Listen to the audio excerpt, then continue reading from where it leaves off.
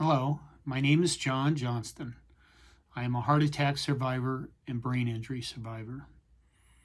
In this video, I'd like to talk to you about cardiac rehab. This is the first part of a two-part video.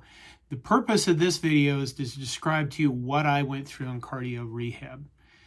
The second video is what I got out of it, more of my personal experience. I am not a medical doctor. This is not a medical device. I have to include that disclaimer. What I'm trying to do is relate to people my personal experience of heart attack recovery.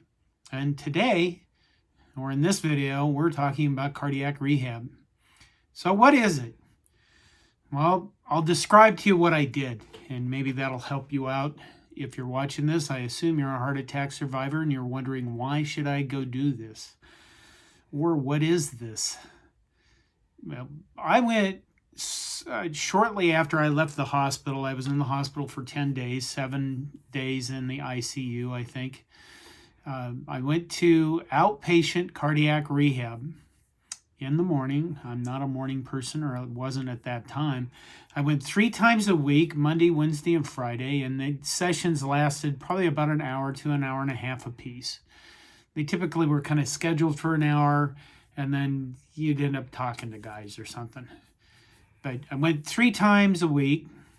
Each session started with, we'd walk into the room, we put on heart monitors.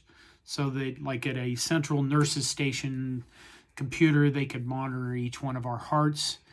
And then we started with 5 to 7 minutes of warm-up. And that was kind of just like stretching and light exercise. And then we do 40 minutes on the exercise equipment.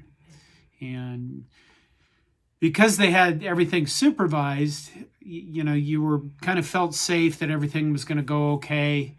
They typically had 3 types of equipment that I spent time on. You alternated between a treadmill, a stationary bike, and one of those little stepper things, like you step up and down on a stepper. 2 times a week, we had education sessions. And the education sessions were about, obviously, heart-related topics.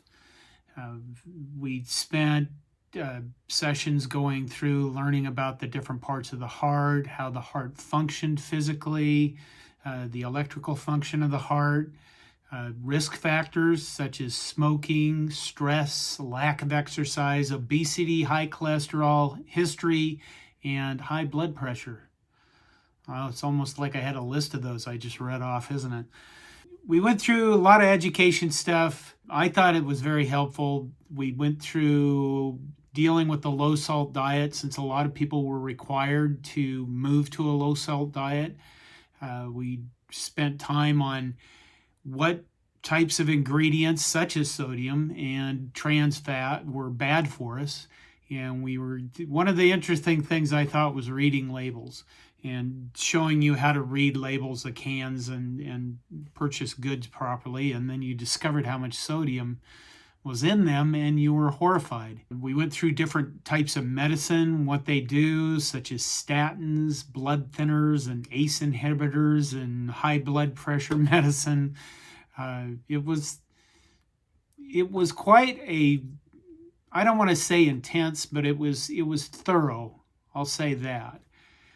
And then one of the things that we got out of it at the end of it was something called a MET score, an MET score.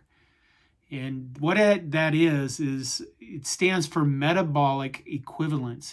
What it is the amount of energy it requires to complete a task by the amount of oxygen it requires. So that's kind of interesting. And the reason for the MET score was to kind of give you an idea of you with your heart attack, of what you're capable of doing and what you should avoid. So there was a scale from, I don't know, like 0 to 20 or something. I'm not that high, so I don't worry about it.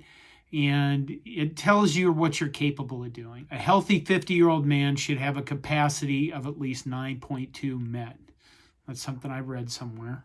I think mine started at 2, around 2, and it finished up around 4 or 5. And you can look at the scale. You can go out on the internet and search for MET score capabilities and find things like I'll never be a lumberjack. because requires way too much energy, and I can't keep up with that. I can do things like have sex and mow my lawn. So there's that for you. Cardiac rehab, I'd say, is very beneficial. It was a very beneficial part of my recovery. I really didn't understand how beneficial it was till 2-3 years later, but I'll cover that in more detail when I get to the part about my personal experience with it. Thank you for listening. Please subscribe to this channel, and I will relate more of my stories of recovery. Thank you.